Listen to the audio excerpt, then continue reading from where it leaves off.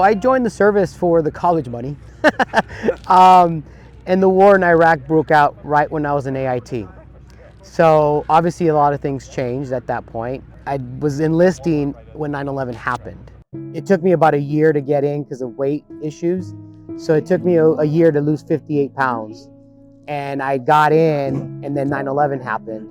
And so I was like, well, I'm in, I'm going, And so, yeah, let's fast forward to where the war broke out when I was in AIT.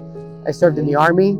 I ended up from 2002 to 2015, 2 tours, one in Iraq, one in Afghanistan. So, just like a lot of us, we come home thinking that we're okay because we didn't lose any limbs. It's kind of the general idea that a lot of us warriors think, that if I lose a limb, then I'm disabled. But we don't think about the hidden wounds. And so that's what eventually started catching up to me as the years went on, and I got out and didn't realize that I needed some help. And so PTSD was my diagnosis. And so learned how to manage that through therapy and other means, motocross, golf. So that is definitely a lot of my therapy today. So I try to balance the two, the golf and the motocross. So, but at 50 years old, golf seems sometimes a little bit easier on the body. So yeah. So a quick little background story. One of my best friends just passed away June 15th, Austin Wampler. He was Air Force veteran. He died of kidney cancer due to his time in Iraq. So in 2012, I met him at my office. He was our work study. And he introduced me to dirt bikes. I traded an old 67 Volkswagen for my YZ125. Never rode a dirt bike in my life.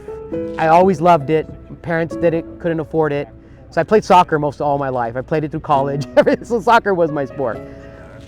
But I learned how to ride dirt bikes through Austin.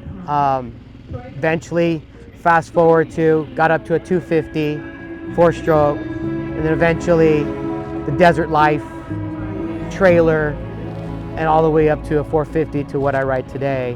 So Austin is my inspiration that got me into dirt bikes.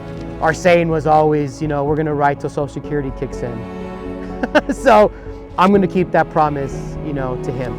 Tell me about this story about how you found Veteran MX. So I want to say probably about going on 5 years now. I was riding in Elsinore. Normally every other weekend I'll go ride by myself. It was just kind of a thing that I did for the longest time after I got out of the service. And so I just kept on passing the canopies that they had set up. And so I was finally done with my last moto, and I finally just stopped. And I was like, hey, what are you guys all about? What is this? And so I met Mark, and Mark kind of gave me the rundown of what the foundation was about. And I'm like, okay, I'm a therapist for the VA. So it just kind of just fit, with throttle therapy and just therapy in itself. And I'm kind of an outside of the box thinker with my therapy. So I was like, this is really cool. And I've isolated myself for the longest time up to that point. So it's been really nice being a part of this foundation since I met Mark and the foundation and a bunch of other guys. Have been dealing with the same thing that I've been dealing with. How has Veteran MX positively affected your life? What would you like to let other veterans know about that? It definitely has got me out of the isolation piece of my life.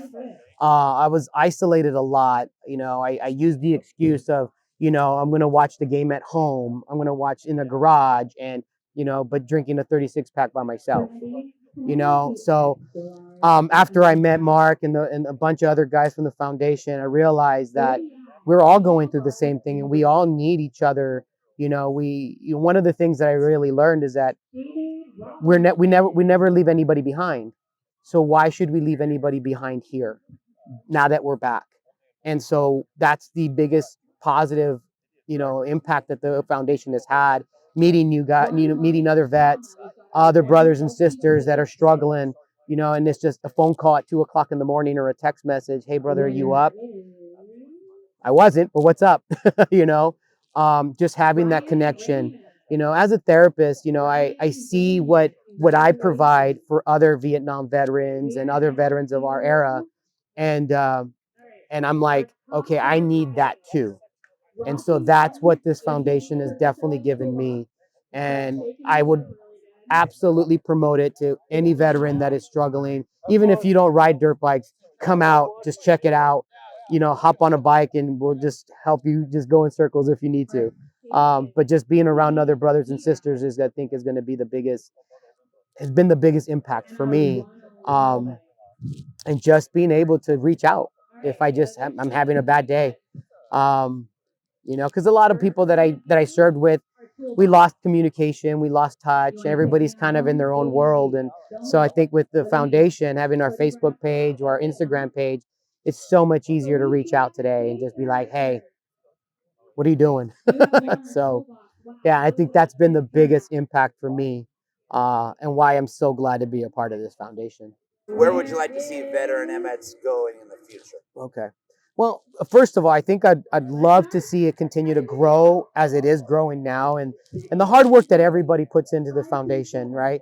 And just being able to reach out to one veteran, even if it's one or two, that just says, "Oh, you know what? I've been feeling that same way too." You know, and I think the more and more we spread the word, and then in today's world of technology, I think allows us to reach more people. You know, we fought a war for 20 years. So there's a lot of veterans still out there that are still alone, feel alone, but they're not alone. And I think that's the message that we need to continue to push out. And I think with the exposure that we're getting on supercross and motocross outdoors, and putting it out there and just word of mouth. How you doing, bro? You know, and you notice anybody wearing some type of motocross gear, you know, or a veteran thing, and you just kind of just start talking. And I think that's the thing I would love to see, just more of that within our community. But more than anything, just continue to see it grow. Lastly, who would you like to thank? First of all, I'd like to thank my wife for dealing with all my crap. I had a Vietnam veteran of mine say this to me years ago, and it really stuck to me. He says, you know, my wife was never in Vietnam, but I sure dragged her through the war. And that has stuck with me. So more than anything, my wife, my family, but more than that, you know, again, this foundation has also been a big impact in my life to be able to do this, you know, and just come out and just, you know, be a part of something this big. And but I'd like to thank Mark and Peter for all the work they put into this foundation. I think a lot of guys don't give them the credit they deserve. You know, I know they see them on the face of the Facebook pages, Supercross Live, but I'm like, man, you don't know the work and the doors that they're knocking on for our exposure to be out there, and other veterans to see this, you know, somewhere in Maine, or it's winter, you know, and he's watching Super A1, and he's like, what is this Veteran MX thing, you know? So yeah, I'd definitely like to thank even the founders of this foundation, that they had a vision, you know, and look where it's at today. So thank them more than anything. So I appreciate that. Veteran MX, so others can ride!